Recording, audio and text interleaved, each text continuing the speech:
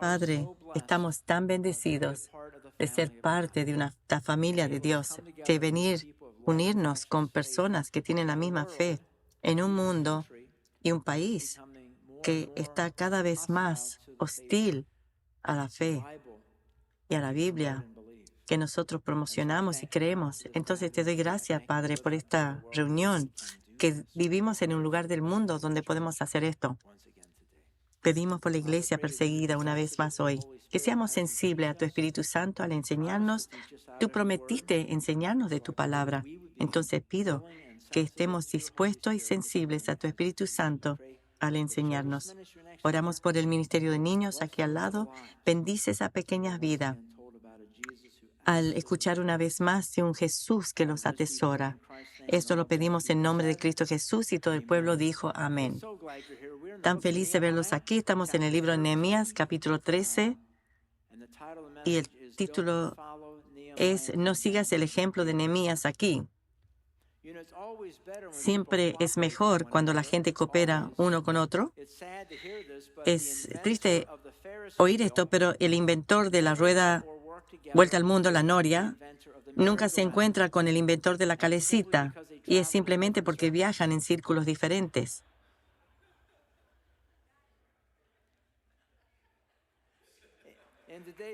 En la lección de hoy,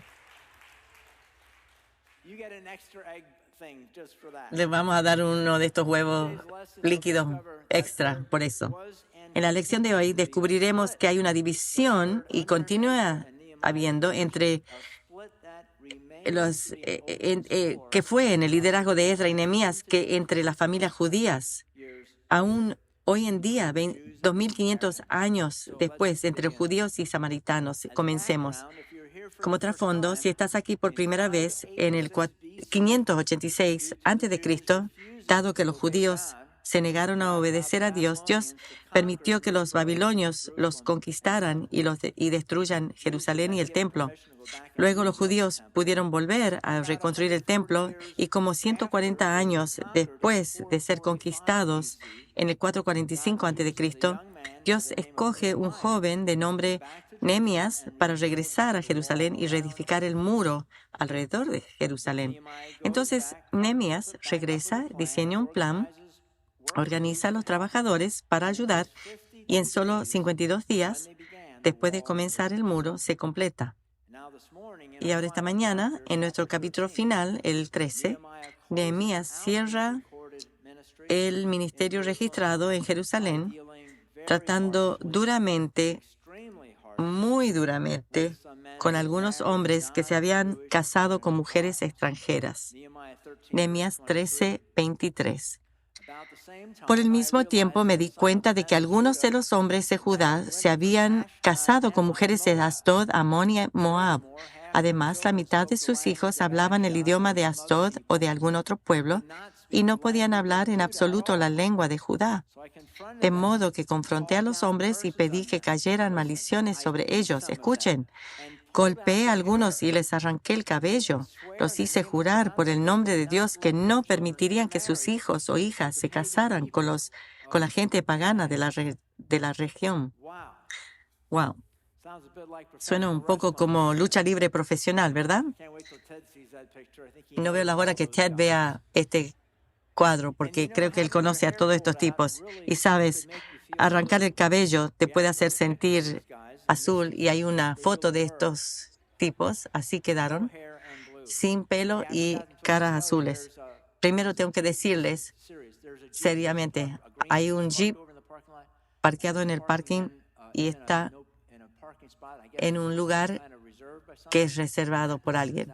Y esa persona está ahí esperando pidiendo que tú salgas y muevas para que ellos puedan estacionar en su espacio.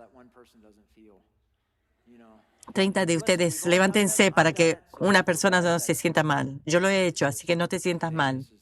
Hoy es el día. Ten cuidado con eso. Entonces, aquí está la pregunta que muchos lectores de la Biblia no se han hecho nunca. ¿Estaba en lo correcto Nehemías al juzgar a estos hombres? Y no estoy hablando de cómo trató con los hombres todavía. Simplemente Nehemías tenía razón en condenar a estos hombres por haberse casado con estas mujeres. Bueno, bajo la ley mosaica, ¿qué decía? ¿Les daba el derecho a Nehemías a hacer esto? En Deuteronomio 7 es donde encontramos esto. Dice esto: cuando el Señor tu Dios te lleve dentro de la tierra donde estás a punto de entrar y que vas a poseer, Él te abrirá camino quitando de tu paso a muchas naciones: los hititas, los gergeseos, los amorreos, los cananeos, los fereceos, los heveos y los jebuseos. Esas 7 naciones, o sea, son específicas, son más fuertes y numerosas que tú. Cuando el Señor tu Dios las entregue en tus manos y las conquistes, debes destruirlas por completo. No hagas tratados con ellas, ni le tengas compasión. No te unas en matrimonio con su gente. No permitas que tus hijas ni tus hijos se casen con los hijos o las hijas de esas naciones, porque ellos harán que tus hijos y tus hijas se aparten de mí para rendir culto a otros dioses. Entonces el enojo del Señor arderá contra ti, pronto te destruirá. Vemos que cuando se dio la ley, Moisés habló de 7 naciones específicas: hititas, gergeseos, amorreos, cananeos, fereceos, heveos y jebuseos. Y como ven, todos están en la tierra de Canaán, del lado en el lado oeste, del Jordán. Pero, ¿a quién persigue Nehemías? Menciona las mujeres de Asdod, Amón y Moab, pero no están en esta lista de Deuteronomio. Puedes ver Amón y Moab al lado derecho y Asdod en el Mediterráneo, en la costa. No están enumerados aquí. Entonces la pregunta que nos tenemos que hacer: ¿no conocía Nehemías la historia de Israel? Porque su héroe, el rey David, que reinó alrededor de 550 años antes, era el bisabuelo de Ruth, que era moabita. Entonces, si Nehemías hubiera conocido la historia mejor, la pregunta habría seguido con tanta furia. Porque si recuerdan, cuando enseñamos el libro de Ruth, dice que la razón que Booz podía casarse con Ruth legalmente era porque casarse con una mujer de Moab jamás había sido prohibido por Dios en Deuteronomio capítulo 7. Barnes, el comentarista, dice: los matrimonios de israelitas con mujeres de Amón y Moab no estaban prohibidas expresamente en la ley, como lo eran las mujeres de Canaán. Pero alguien podría responder: pero Deuteronomio 23 agrega esto. 23:3 dice: no se admitirá en la asamblea del Señor a ninguna amonita ni moabita, ni tampoco sus descendientes hasta la 10ª generación.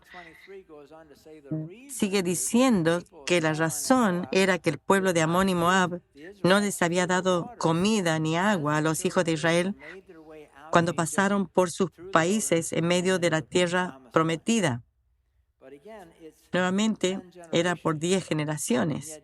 Y sin embargo, David estaba a 2 generaciones de su tiempo por su abuela moabita Ruth. Y es interesante, si quieres ser bien técnico, conté las generaciones. Eran 10 generaciones de pasar a la tierra prometida hasta Nehemías. Ya habían pasado esas 10 generaciones. Entonces, ¿cómo lo explicas? El comentarista Alicott dice: un amonita o moabita no entrará. De acuerdo a Rashi, el comentarista judío, dice: no se casará con una mujer israelita. Debe recordarse que los hijos, de acuerdo con la ley judía, heredan al padre, no a la madre. En el caso de Ruth, por lo tanto, no sería tocada por este precepto. Entonces, aquí es lo que se entiende: que un hombre judío se casa con una mujer no judía, todos sus hijos serían considerados legítimamente judíos, porque el hijo de todo padre judío era un judío legítimo.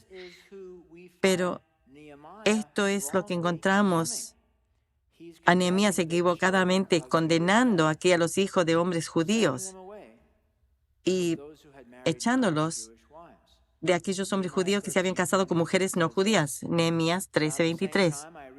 Por el mismo tiempo me di cuenta de que algunos de los hombres de Judá se habían casado con mujeres de Asdod, Amón y Moab.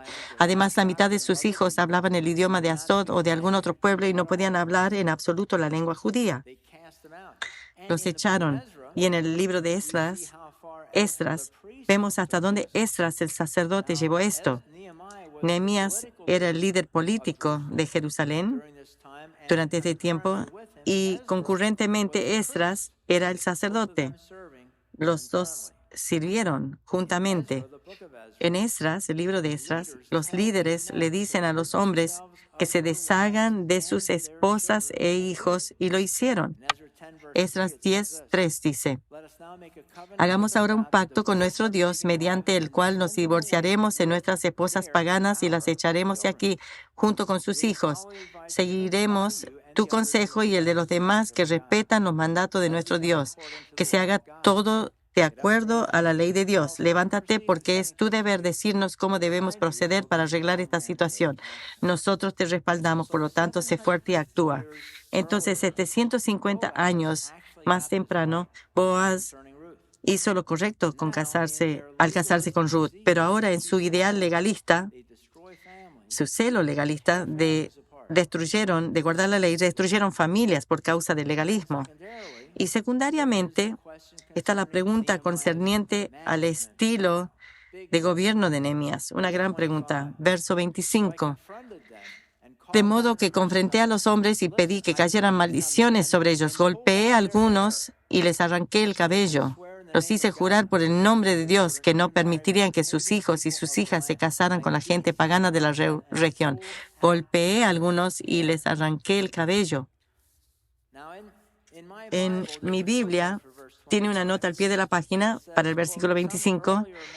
Dice, en algunos manuscritos tempranos, dice que estos trabajadores del muro reportaron las acciones de Nehemías al Departamento de Recursos Humanos del muro, y los recursos humanos notificó a Nehemías de la Comisión Oportunidad de Empleo Igualitario. Había citado a Nehemías por discriminación ilegal y de acoso y abuso laboral. Por supuesto, es un chiste. ¿Se pueden imaginar a Nehemías haciendo esto hoy en día como gerente o como dueño de un negocio, golpeando a las personas y arrancándoles el cabello? Si has tratado de hacer eso, estarías sin trabajo muy pronto. Entonces hay dos lecciones aquí para nosotros. Uno, si eres nuevo en la fe, esto es muy importante. Cuando tú estudias tu Biblia, solo porque una persona que es de Dios hace algo, no significa que es la acción correcta o que es aprobada por Dios. Es importante recordar esto. La Biblia pinta a las personas con todas sus fallas. Pinta lo bueno, lo malo y lo horrible. Abraham tuvo un hijo por la sierva de Sara. Y ese no era el plan de Dios.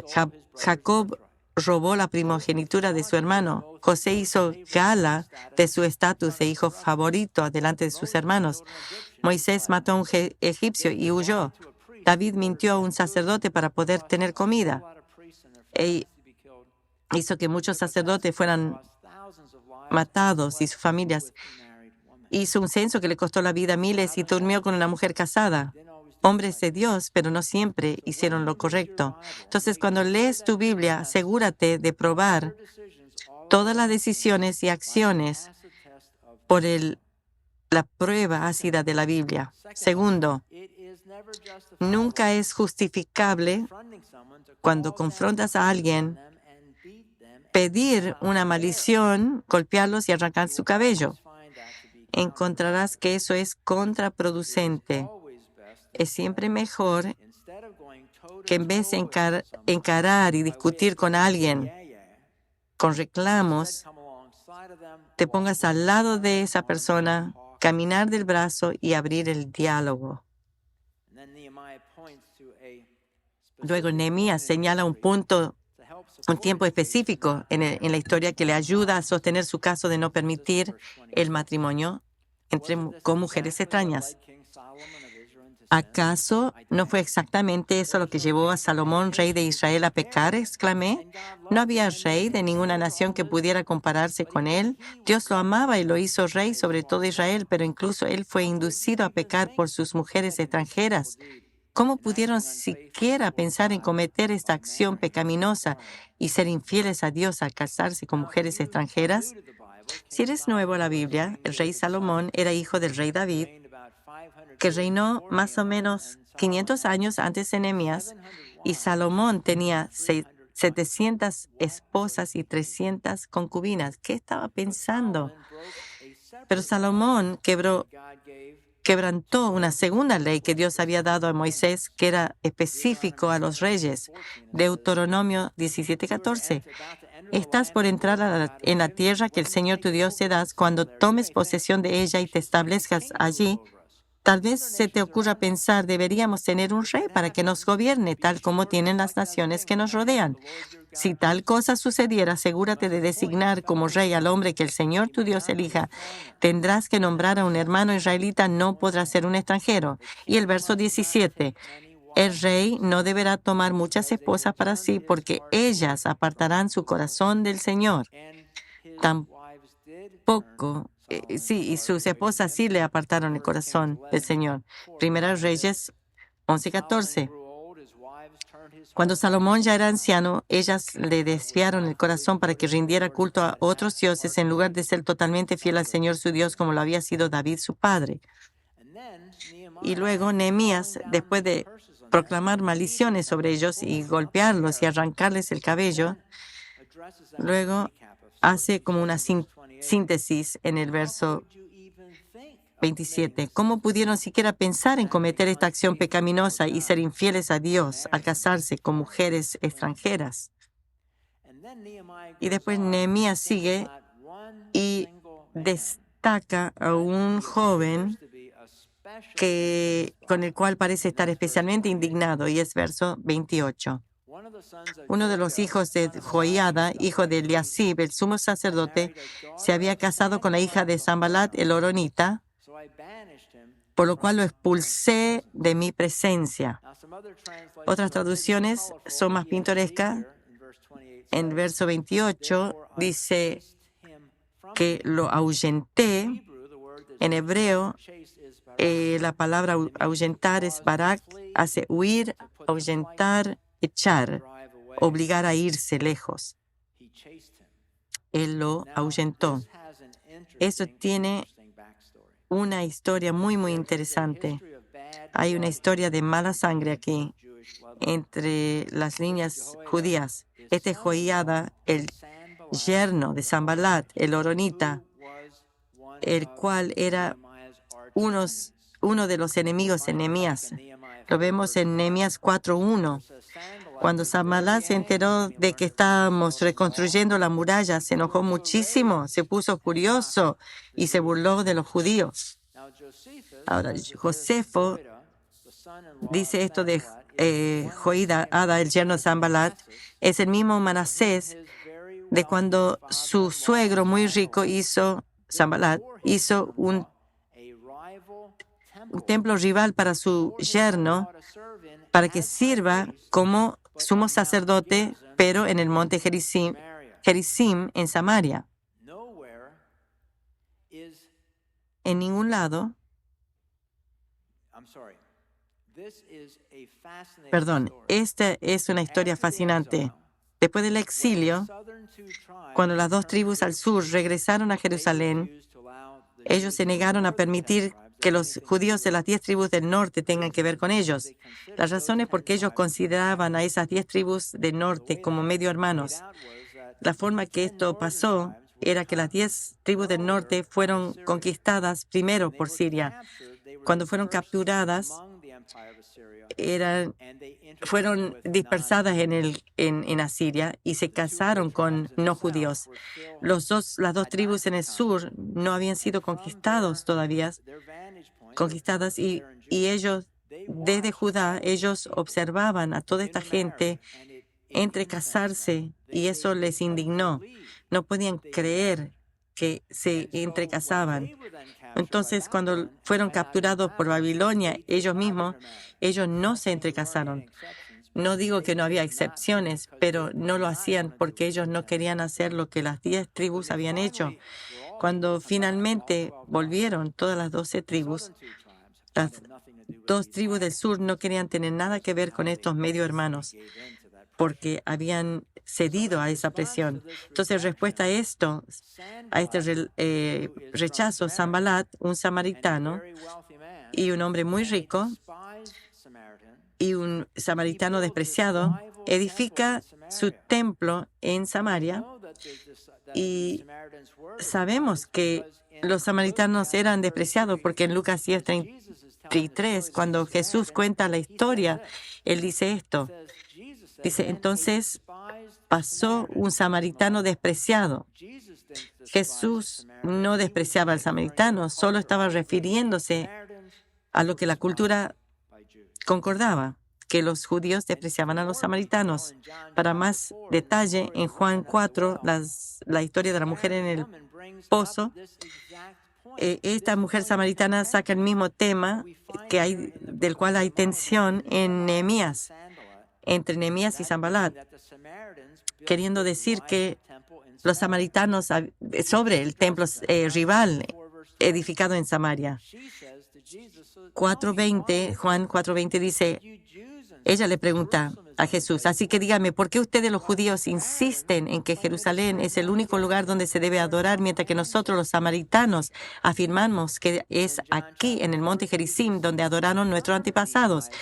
Y entonces en ese mismo capítulo Jesús confirma lo que Jesús dice de que se habían perdido el camino.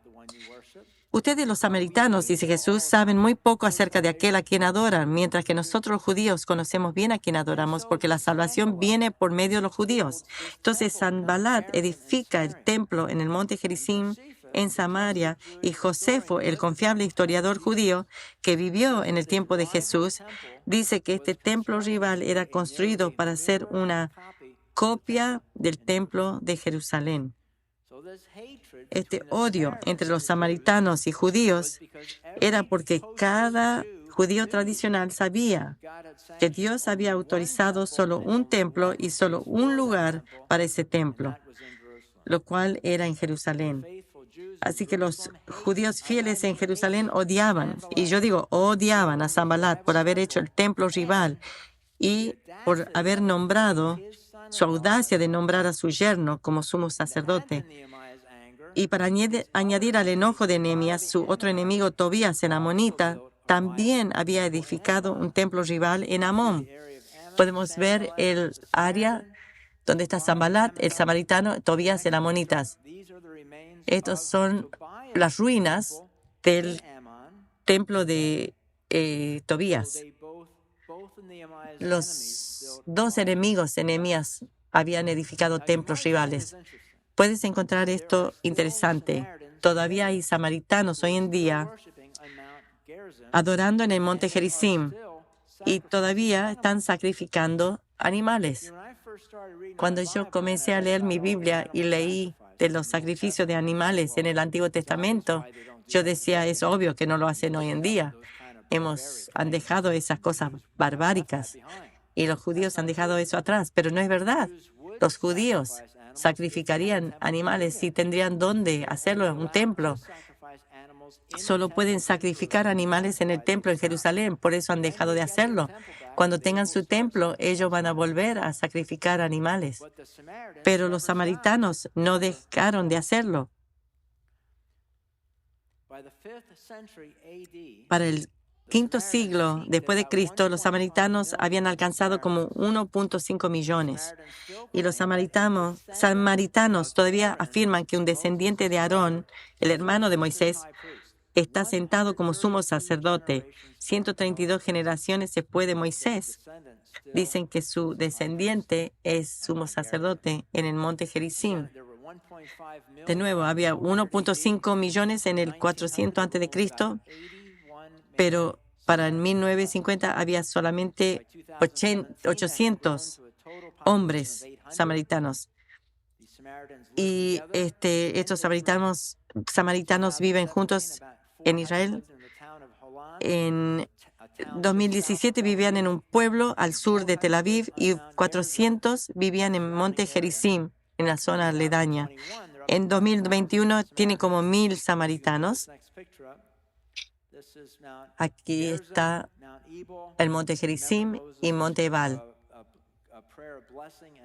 Tenía su oración de bendición y de maldición. Políticamente, los samaritanos tienen solo un enfoque hoy en día y es la paz. Ellos creen que solo una cosa les traerá adelanto económico, cultural, político y social, es la paz. Y como tal, ellos no toman lados en el conflicto árabe-israelí. No toman lados. Y vale notar que los samaritanos no se consideran judíos.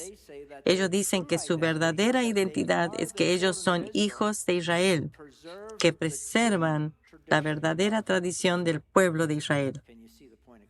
Entienden el conflicto. Siguen solamente los 5 libros del Pentateuco, pero su Pentateuco es diferente al de los judíos. Hay como 6,000 a 7,000 diferencias entre su versión de los primeros 5 libros y los de los judíos.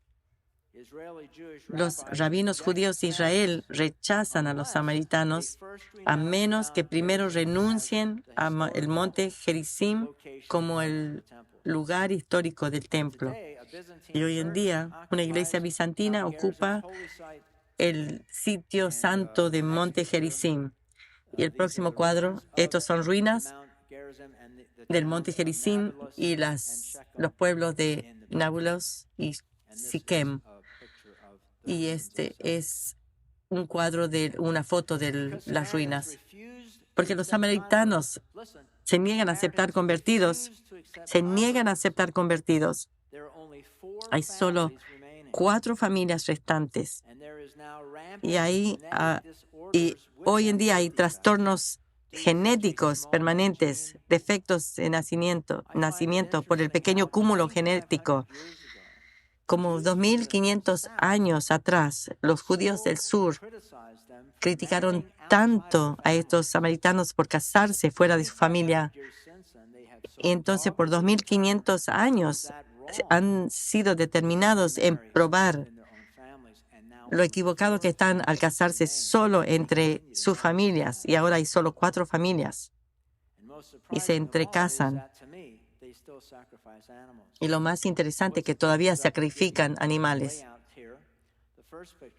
Este primer cuadro es que ellos escogen un cordero de 1 año sin mancha y lo llevan a su casa y es como una mascota, lo mismo que hacían los judíos. Y aquí entonces ellos sostienen al cordero y lo matan como lo hacían los judíos y después lo ponen en palos de 12 pies, hacen un fuego bajo tierra y lo ponen ahí para cocerlos y luego ellos están poniendo la carne ahí y este cuadro en esa zona ellos asan en un asador con fuego. También toman una gota de sangre del sacrificio y lo ponen en la frente del primogénito de cada familia. 2 horas y media después, ellos disfrutan de su comida de Pascua. Aquí hay algunos hombres sentados. Este es la Pascua Samaritana 2019. Y este mismo grupo que ha permanecido en existencia durante 2,500 años, ese mismo grupo que Nehemías, al cerrar su libro, dice de estos samaritanos, su comentario es en verso 29. Recuérdalos, oh Dios mío, porque han profanado el sacerdocio y los votos solemnes de los sacerdotes y los levitas. Han profanado el sacerdocio. Y este sacerdocio de Samaria sigue siendo rechazado por los judíos hoy en día por la misma razón, porque ellos afirman que el monte Gerizim es el lugar del templo. Y Jesús dio su respuesta a los samaritanos hace 2000 años. Dice a la mujer samaritana en el pozo que hizo la misma pregunta. Ella dice, así que dígame, ¿por qué ustedes los judíos insisten en que Jerusalén es el único lugar donde se debe adorar? Mientras que nosotros los samaritanos afirmamos que es aquí, en el monte Gerizim, donde adoraron nuestro antepasado. Y Jesús responde en el verso 21, créeme, querida mujer, que se acerca el tiempo en que no tendrá importancia si se adora al Padre en este monte o en Jerusalén. Ustedes, los samaritanos, saben muy poco acerca de aquel a quien adoran, mientras que nosotros, judíos, conocemos bien a quien adoramos porque la salvación viene por medio de los judíos. Pero se acerca el tiempo, y esto es lo que destaca Jesús. Se acerca el tiempo, de hecho, ya ha llegado, cuando los verdaderos adoradores adorarán al Padre en espíritu y en verdad. El Padre busca personas que lo adoren de esa manera, pues Dios es espíritu, y por eso todos los que lo adoran deben hacerlo en espíritu y en verdad. Entonces, ¿cómo se aplica la lección de hoy a mí? Jesús dijo que no es dónde adoras la clave. La clave es cómo adoras. Los judíos estaban enredados en la pregunta de dónde adorar, pero Jesús dijo es el tema equivocado, la pregunta equivocada, el debate equivocado. La pregunta es cómo adoran. Ustedes deben adorar en espíritu y en verdad. Quiero que consideren este hecho, que yo creo que esos dos son inseparables, porque el espíritu es la verdad. Y en demasiadas iglesias, la verdad de la palabra de Dios es puesta a un lado y se reemplaza con herejía, que están mensajes diseñados a encajar en la cultura nuestra cambiante. En las iglesias donde eso ocurre, el Espíritu de Dios no puede estar presente. No lo puede estar. ¿Por qué? Porque el Espíritu es la verdad. No puedes tener uno sin el otro. El apóstol Juan trata esto. Y si tú estás en una de esas iglesias, si estás escuchando por internet o por la radio, si estás en una de esas iglesias, el apóstol Juan nos dice qué hacer. Segunda Juan 1:10. Dice, si a sus reuniones llegara alguien que no enseña la verdad acerca de Cristo, no lo inviten a su casa ni le den ninguna clase de apoyo. Cualquiera que apoya a ese tipo de gente, eso es fuerte, pero escuchen lo que agrega. Cualquiera que apoya a ese tipo de gente se hace cómplice de sus malas acciones. Saben, si las personas que creen en la Biblia hacen esto, que cuando un pastor se para a hablar enseñanzas heréticas, que no tienes que pasar por Jesús para ir al cielo, o otras enseñanzas heréticas, si esas personas dejan esa iglesia, ese pastor quedaría sin gente en su iglesia. Y tú, si eres pastor, sabes que es verdad, que muchas iglesias hoy en día, la persona más liberal es el pastor y su iglesia ni sabe cuánto. Juan nos da la respuesta, cómo tratar esto. Deja esa iglesia.